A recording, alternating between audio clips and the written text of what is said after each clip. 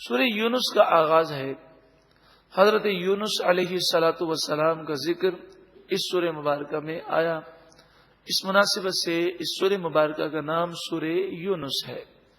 یہ مکی سورت ہے، اور جیسا کہ آپ جانتے ہیں کہ مکی سورت کے معنی ہے ہجرت سے پہلے نزول ہوا، اور ہجرت سے پہلے کفار مکہ سے خطاب ہوتا تھا، اور کفار مکہ سینکڑوں بتوں کے وہ پجاری تھے، بت پرستی کرتے تھے۔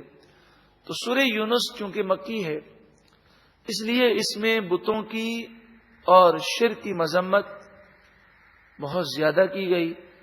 اسی طرح اہل مکہ قرآن مجید فرقان حمید کو اللہ کی کتاب نہیں مانتے تھے، اس لیے مکی صورت میں اکثر قرآن اللہ کی کتاب ہے اس کے دلائل ہوتے ہیں۔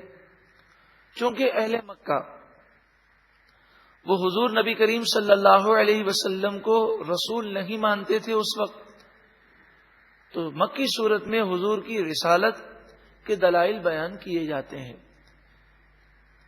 سورہ یونس قرآن پاک کی ترتیب کے اعتبار سے اس کا نمبر 10 ہے، اور نزول کے اعتبار سے اس کا نمبر 51 ہے، 51۔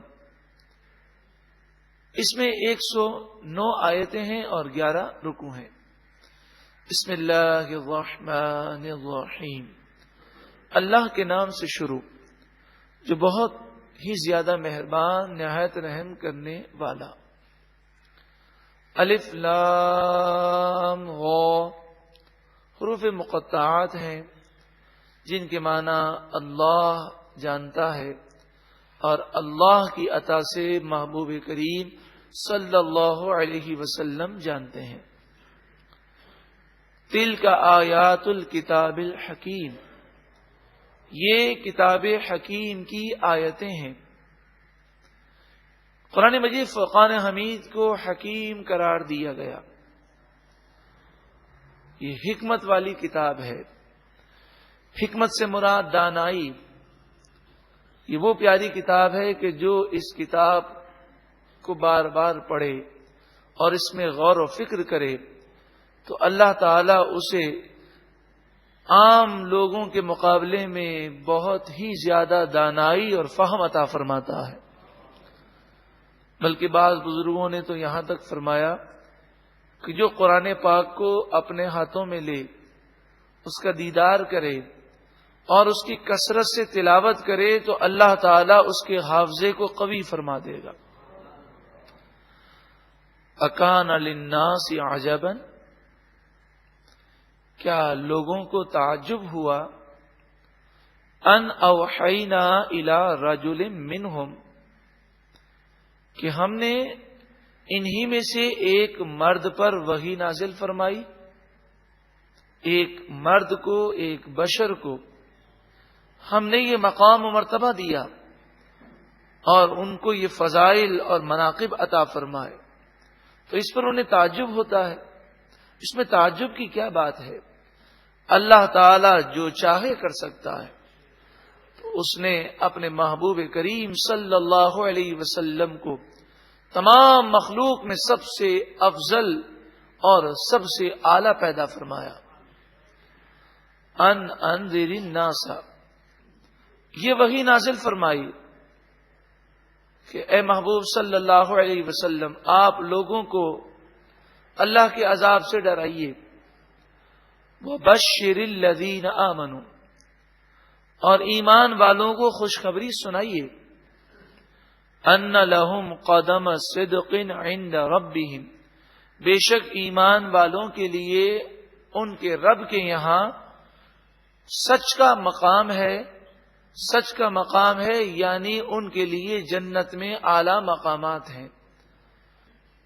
قال الکافرون، کافر بولے، ان ھذا لساحر مبین، بے شک یہ تو ضرور کھلا جادوگر ہے، نعوذ باللہ من ذالک۔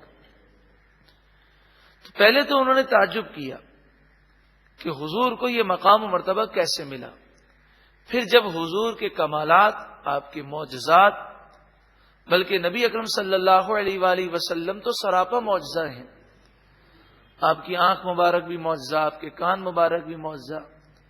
تو جب انہوں نے اتنے معجزات دیکھے تو پہلے تعجب کیا اور پھر حیران رہ کر کہنے لگے کہ یہ تو کوئی جادوگر کا نعوذ باللہ من ذالک جادو لگتا ہے۔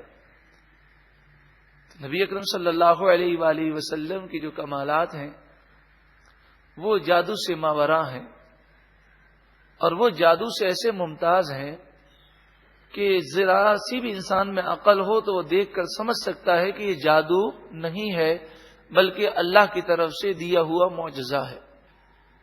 ان ربکم اللہ الذی خلق السماوات والارض فی 6 ایام، بے شک تمہارا رب اللہ ہے جس نے آسمان و زمین کو 6 دن میں پیدا فرمایا۔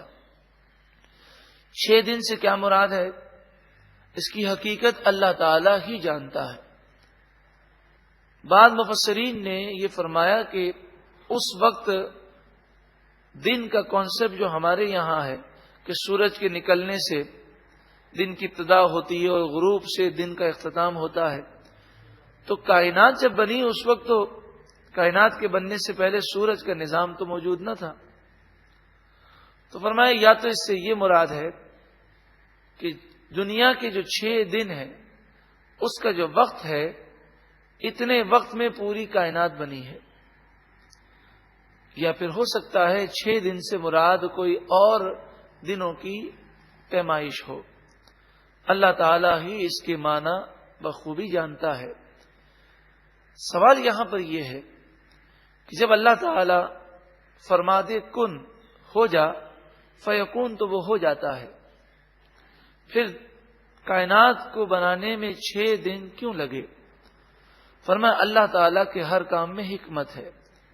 اگر ہم سمجھ جائیں تو یہ ہماری سمجھ کی سعادت ہے، اور نہ سمجھ سکیں تو یہ ہماری عقل کا قصور ہے۔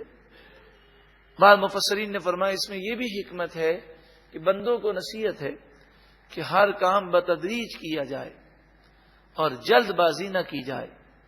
دیکھیں اللہ تعالیٰ چاہے تو بیج ہم زمین میں بوئیں رات کو اور صبح ہم اٹھیں تو اللہ تعالیٰ چاہے تو بہت بڑا درخت اگا ہوا ہو اور وہ پھل دے رہا ہو،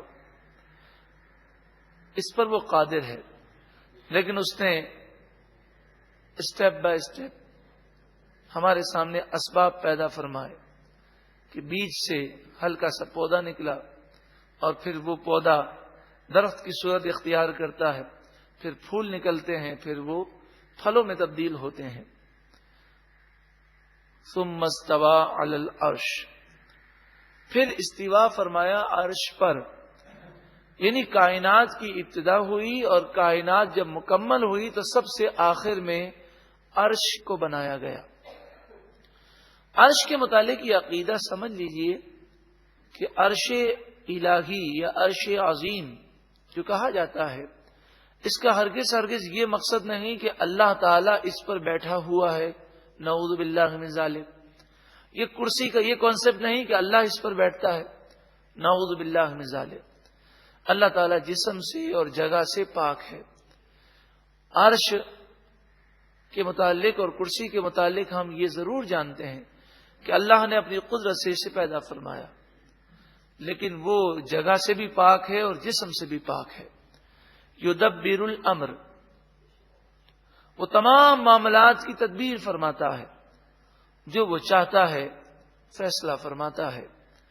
ما من شفیع، کوئی سفارش نہیں کر سکتا، کوئی شفاعت نہیں کر سکتا۔ اگر آیت کا اتنا ہی جز سمجھا جائے اور اگلے حصے پر غور نہ کیا جائے تو بندہ قرآن کو غلط سمجھ لیتا ہے۔ الا من بعد اذنہ، مگر اس کے اذن کے بعد، یعنی اس کے اذن کے بغیر کوئی سفارش نہیں کر سکتا، اور جو شفاعت کرے گا وہ اللہ کے اذن سے کرے گا۔ تو اللہ کے نیک بندے، اولیاء اور انبیاء اور خصوصاً نبی آخر الزمان صلی اللہ علیہ وسلم شفاعت فرمائیں گے بِإِذْنِ اللہ۔ اس میں کفار مکہ کا رد ہے۔ مشرکین بتوں کی پوجا کرتے، آخرت کو تو وہ مانتے نہیں تھے۔ وہ کہتے تھے ہم ان بتوں کی پوجا اس لیے کرتے ہیں کہ یہ بت اللہ کی بارگاہ میں ہماری سفارش کریں دنیا میں، اور بعض کہتے کہ آخرت تو ہمارا یقین نہیں ہے، لیکن بالفرض اگر آخرت کا وقوع ہو بھی گیا تو یہ بت سفارش کر کے شفاعت کر کے ہماری بخشش کروا دیں گے۔ تو انہیں فرمایا گیا کہ شفاعت تو وہ کر سکے گا جسے اللہ نے اذن دیا ہوگا، اور بتوں کو اللہ نے کوئی اذن نہ دیا۔ اللہ کی بارگاہ میں ان بتوں کا کوئی مقام اور مرتبہ نہیں۔ دوسری بات، شفاعت تو انبیاء کریں گے، اولیاء کریں گے۔ اسی طرح حافظ قرآن ہے، عالم دین ہے، شہید ہے، حاجی ہے، تو جس کی نیکی مقبول ہوگی وہ شفاعت کرے گا، مگر کسی کی بھی اللہ کے علاوہ پوجا کرنا تو درست ہے ہی نہیں۔ نہ ہم کسی نبی کی پوجا کر سکتے ہیں، نہ کسی ولی کی، نہ کسی فرشتے کی۔ تو یہ بت پرست بتوں کی پوجا کرتے، تو پوجا کرنا تو شرک ہے ہر حال میں، اور پھر یہ عقیدہ رکھنا کہ یہ بت شفاعت کریں گے یہ بھی غلط، کیونکہ اللہ نے انہیں کوئی مقام و مرتبہ ان بتوں کو نہیں دیا۔ ذالکم اللہ ربکم، یہ اللہ ہے تمہارا رب، جس کی یہ شان ہے، جس نے ساری کائنات کو بنایا۔ فاعبدوہ، پس تم اسی کی عبادت کرو۔ افلا تذکرون، کیا تم نصیحت قبول نہیں کرتے؟ الیہ مرجعکم جمیعا، اللہ ہی کی طرف تم سب کو پلٹنا ہے، مر کر اللہ کی بارگاہ میں جانا ہے۔ سوچو کیا جواب دو گے۔ وعد اللہ حق، اللہ کا وعدہ سچا ہے۔ انہ یبدأ الخلق، بے شک اس نے خلق مخلوق کی ابتدا فرمائی، اسی نے مخلوق کو پیدا کیا جس طرح اس نے پہلی مرتبہ پیدا کیا۔ ثم یعیدہ، پھر وہ اس مخلوق کو دوبارہ پیدا فرمائے گا کل بروز قیامت۔ لیجزی الذین آمنوا وعملوا الصالحات بالقسط، تاکہ انصاف کے ساتھ ان لوگوں کو صلہ دیا جائے جو ایمان لائے اور اچھے عمل کیے۔ اگر قیامت کا تصور نہ ہوتا تو دنیا کے اندر جنہوں نے اچھے اعمال اختیار کیے، جنہوں نے نفس و شیطان کی مخالفت کی، جنہوں نے اللہ کی رضا کے لیے قربانیاں دیں، تو انہیں تو کوئی صلہ ہی نہ ملتا، اور جس نے برائیاں کی اس کو کیا سزا ملتی۔ تو کل بروز قیامت ظالم کو سزا دی جائے گی، گناہ گاروں کو سزائیں دی جائیں گی، اور نیکی کرنے والوں کو نیکی کا صلہ دیا جائے گا۔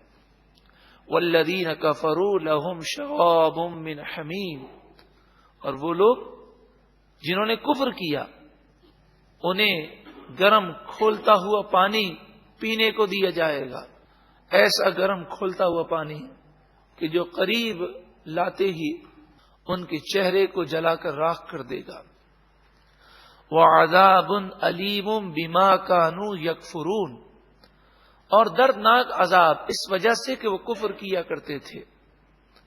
هو الذی جعل الشمس ضیاء والقمر نورا، وہی یہ ذات جس نے سورج کو روشن بنایا اور چاند کو نور بنایا۔ وقدرہ منازل، آج دنیا کتنی بھی ترقی کر لے، وہ چاند اور سورج کے نظام پر کوئی کنٹرول نہیں ہے ان کا۔ موسم کا تعلق، بارشوں کا تعلق، فصلوں کا تعلق، وہ موسم کا جو تعلق ہے یا فصلوں کا تعلق ہے وہ سورج سے ہے، اور یہ نظام ہمارے ہاتھوں کا بنایا ہوا نہیں ہے۔ سورج اس طرح چلتا ہے کہ ایک سیکنڈ کا بھی فرق نہیں ہے، چاند اس طرح چلتا ہے کہ صدیاں گزر گئیں، ایک سیکنڈ کا فرق نہیں آتا۔ وَقَدَّرَهُ مَنَازِلَ، اور اللہ نے چاند کی منازل بنائی. یہاں منازل سے مراد 28 راتیں ہیں. چاند نظر آتا ہے، پھر آہستہ آہستہ بڑا ہوتا جاتا ہے، پھر ہمیں پورا نظر آتا ہے، پھر گھٹنا شروع ہوتا ہے، اور 28ویں شب یہ آخری مرتبہ ہمیں اپنا دیدار کرواتا ہے. پھر 29ویں شب چاند نظر نہیں آتا. اگر مہینہ 29 کا ہو تو ایک رات چاند چھپ جاتا ہے، اور اگر مہینہ 30 کا ہو تو 2 راتیں چاند نظر نہیں آتا، اور پھر چاند نظر آتا ہے تو ہم سمجھ جاتے ہیں کہ اب دوسرا مہینہ شروع ہوا. یہ آسمانی کیلنڈر ہے. اگر اس وقت ہم آپ سے یہ پوچھیں کہ جنوری کی کون سی تاریخ ہے تو جس کو یاد ہوگی وہ بتا سکتا ہے. لیکن جنوری یا فروری، ان مہینوں کی تاریخوں کا تعین ہم سورج اور چاند کسی سے بھی نہیں کر سکتے. لیکن یہ آسمانی کیلنڈر ہے کہ رات کے وقت چاند دیکھ کر اندازہ لگایا جا سکتا ہے کہ ابھی مہینے کی ابتدا ہے کہ انتہا ہے کہ بیچ میں ہم جو پہنچے ہیں. لِتَعْلَمُوا عَدَدَ السِّنِينَ وَالْحِسَابَ، تاکہ تم سالوں کی گنتی اور اپنے حساب کو جان لو. یہ چاند اور سورج کا نظام اس لیے مقرر کیا گیا. آج محکمہ موسمیات اور جن کا تعلق فلکیات سے ہے، وہ اپنے محکمے میں شمسی تاریخوں سے اپنا نظام نہیں رکھتے. کئی ایسے ادارے ہیں کہ جو چاند کے نظام پر چلتے ہیں. اب چاند کے 2 نظام ہیں. ایک نظام تو شرعی احکام کے لیے اور ایک نظام سائنسی نظام ہے. شرعی احکام کا مسئلہ یہ ہے جب چاند دیکھیں گے تو مہینہ شروع ہوگا. اگر چاند نظر آ گیا تو 29 پہ مہینہ ختم ہو جائے گا. چاند نظر نہ آیا تو اس وقت مہینہ 30 کا ہو جائے گا. چاند آسمان پر موجود ہے لیکن بادل ہیں اور چاند کسی کو نظر نہیں آیا تو مہینہ اسلامی شروع نہیں ہوتا شریعت کی روح سے. لیکن چاند آسمان پر موجود ہے تو اس کا ایک نظام ہے. تو سائنسی طور پر یہ نظام ہے کہ چاند کا پورا ایک نظام سائنسدانوں نے بنایا اور اس میں 1 سیکنڈ کا بھی فرق نہیں ہوتا. اس طرح انہوں نے پورے سال کے ایام کو مقرر کر لیا اور وہ اس سائنسی کیلنڈر کو، یعنی جو چاند کا کیلنڈر انہوں نے بنایا، اس پر وہ چلتے ہیں. لیکن اس کیلنڈر پر ہم مہینے کی ابتدا اور انتہا اس لیے نہیں کر سکتے کہ ہمارے لیے حدیث پاک ہے کہ چاند جب دیکھو تو روزے رکھنا شروع کرو، اور جب چاند دیکھو تو عید مناؤ. تو جب کسی نے چاند دیکھا ہی نہیں تو چاند کے آسمان پر موجود ہونے سے ہم شرعی طور پر مہینہ شروع نہیں کر سکتے. لیکن چاند کا ایک نظام تو ہے اور یہ شمسی نظام سے زیادہ پاورفل ہے. عیسوی تاریخیں جسے انگریزی تاریخیں ہم کہتے ہیں، اس کے مقابلے میں قمری تاریخیں ایسے محکمے کے اندر زیادہ مستند تصور کی جاتی ہیں کیونکہ یہ قدرتی تاریخیں ہیں اور شمسی تاریخیں انسانوں کی بنائی ہوئی تاریخیں ہیں. ما خلق اللہ ذالک الا بالحق، اللہ تعالی نے تمام چیزیں حق کے ساتھ پیدا فرمائی اور انہیں درست اور ٹھیک پیدا فرمایا. یفصل الآیات لقوم یعلمون، اللہ تعالیٰ اپنی آیتوں کو کھول کھول کر بیان فرماتا ہے اس قوم کے لیے جو جانتی ہے. ان فی اختلاف اللیل والنہار، بے شک رات و دن کے آنے جانے میں، رات آہستہ آہستہ جاتی ہے اور آہستہ آہستہ دن آتا ہے، پھر دن آہستہ آہستہ جاتا ہے، رات آہستہ آہستہ آتی ہے، اور پھر آہستہ آہستہ راتیں بڑی ہوتی ہیں، دن چھوٹے ہوتے ہیں. اس میں بھی نشانیاں ہیں. وما خلق اللہ فی السماوات والارض، اور جو اللہ نے آسمان و زمین میں پیدا کیا، لآیات لقوم یتقون، اس قوم کے لیے ضرور نشانیاں ہیں جو اللہ سے ڈرتی ہے، جو تقوی اختیار کرتی ہے. ان الذین لا یرجون لقاءنا، بے شک وہ لوگ جنہیں ہماری ملاقات کی امید نہیں، وہ تصور آخرت کو بھلا بیٹھے ہیں، وہ رضوا بالحیات الدنیا، اور وہ دنیا کی زندگی پر خوش ہیں، واطمأنوا بہا، اور دنیا کی زندگی ہی پر مطمئن ہے۔ یہ کافر کا انداز ہے۔ لیکن اگر مسلمان دنیا کی زندگی پر خوش ہو جائے اور اسی پر مطمئن رہے کہ مال مل جائے تو خوش ہو جائے، مطمئن ہو جائے، اسے قبر و آخرت کی کوئی فکر نہ ہو، تو یہ مسلمان کو ہرگز زیب نہیں لیتا۔ والذین هم عن آیاتنا غافلون، اور یہی لوگ ہیں جو ہماری آیتوں سے غافل ہیں۔ جب آخرت کی فکر ہی نہیں ہوگی اور سب کچھ دنیا ہوگی، دنیا کا مال مل جائے تو خوش، دنیا چلی جائے تو افسوس، دنیا کے لوگ تعریفیں کریں تو خوش، لوگ مذمت کریں تو پریشان۔ جب سب کچھ دنیا ہی دنیا ہوگی تو پھر اسے آخرت کی باتیں کیسے آنکھوں میں آنسو لائیں گی؟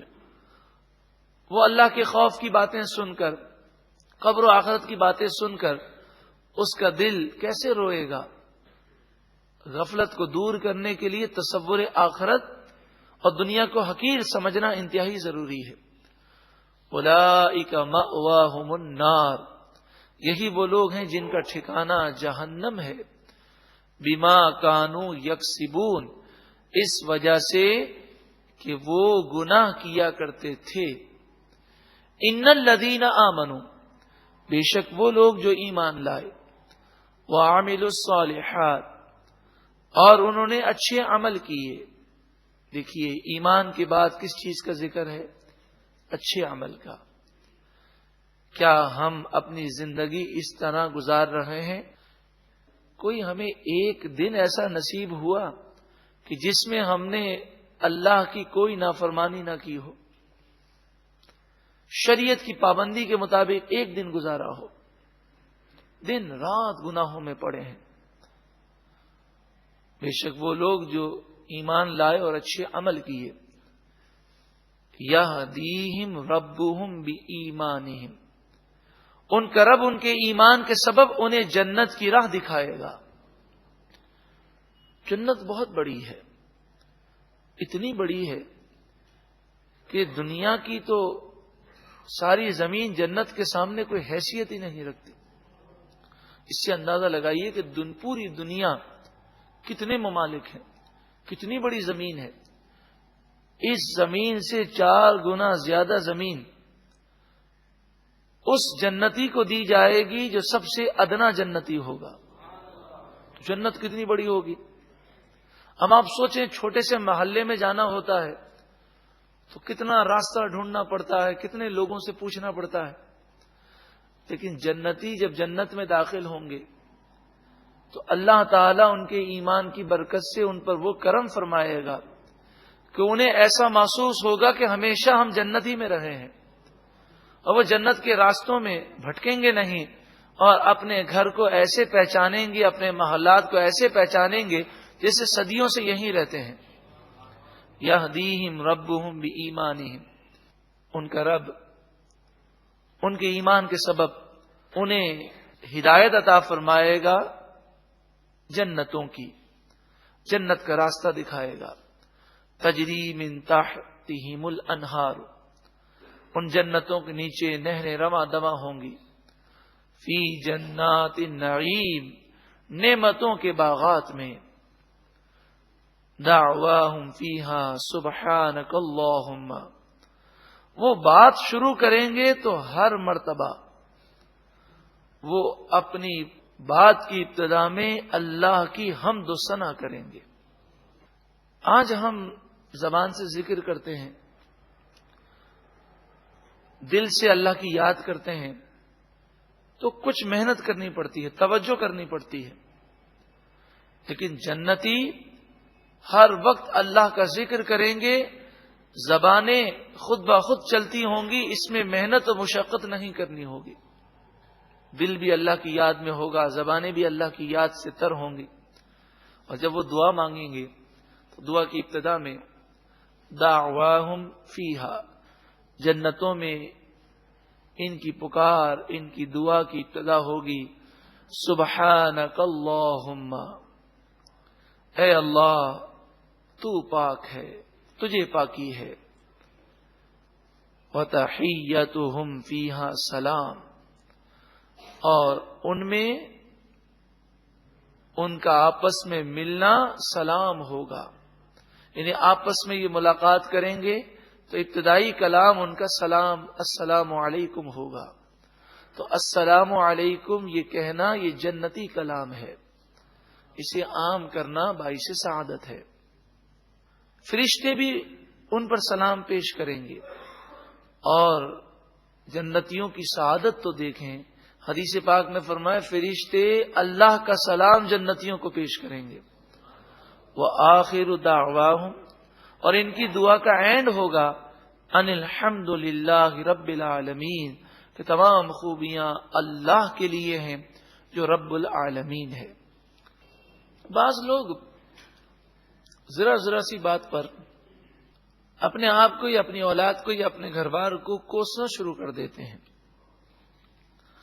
خصوصاً یہ عورتوں میں مرض زیادہ ہے کہ ذرا سی ناراضگی ہو جائے تو بد دعائیں دینا، کوسنا، یہاں تک کہ بسا اوقات بعض خواتین اس قدر نادانی کر دیتی ہیں کہ بچہ اگر تنگ کرے اور گھر سے نکلنے لگے تو اس طرح بد دعا دیتی ہیں کہ جا میں تیری لاش دیکھوں۔ اب کہہ تو دیتی ہیں لیکن ماں تو ماں ہوتی ہے، اولاد کو مائنڈ نہیں کرنا چاہیے۔ یہ عورتوں کی کمزوریاں ہیں۔ اسی طرح کبھی کبھی مرد حضرات بھی کمزوری کا اظہار کرتے ہیں، تو اعصاب کی کمزوری سے بھی یہ چیزیں زیادہ ہوتی ہیں۔ خصوصاً آپ نے دیکھا ہوگا کہ مریضوں میں اور بوڑھوں میں یہ مرض زیادہ ہے کہ وہ کوسنا اور بدوائیں دینا زیادہ کرتے ہیں، پھر اس ماں کی حالت بڑی خراب ہوتی ہے۔ اب وہ مصلی بچھا کر خوب دعائیں کرتی ہے، لیکن انسان کو اپنی زبان سے ایسے کلمات نہیں نکالنے چاہیے۔ حدیث پاک میں فرمایا کہ بسا اوقات قبولیت کا لمحہ ہوتا ہے، اور جو کلمہ نکالا جائے وہ فوراً قبول ہو جاتا ہے، تو انسان پھر بعد میں پچھتائے تو اسے بہت افسوس ہوگا۔ لیکن یہ اللہ کا کرم ہے کہ وہ جس طرح ہماری خیر کی دعائیں قبول فرماتا ہے، ویسے یہ بد دعائیں اور اضطرابی حالت میں جو ہم کوستے ہیں وہ فوراً قبول نہیں فرماتا۔ کبھی کبھی قبولیت کی گھڑی میں قبول ہو بھی جاتا ہے، لیکن اکثر یہ فوراً قبول نہیں ہوتا۔ اب جو اگلی آیت کریمہ اس میں یہ فرمایا جا رہا ہے کہ جس طرح لوگ یہ چاہتے ہیں کہ ہماری اچھی دعائیں جلدی قبول ہو جائیں، ویسے ان کے منہ سے نکلی ہوئی بد دعائیں بھی جلدی ہم قبول کر لیتے تو فیصلہ ہو جاتا اور لوگ تباہ ہو جاتے۔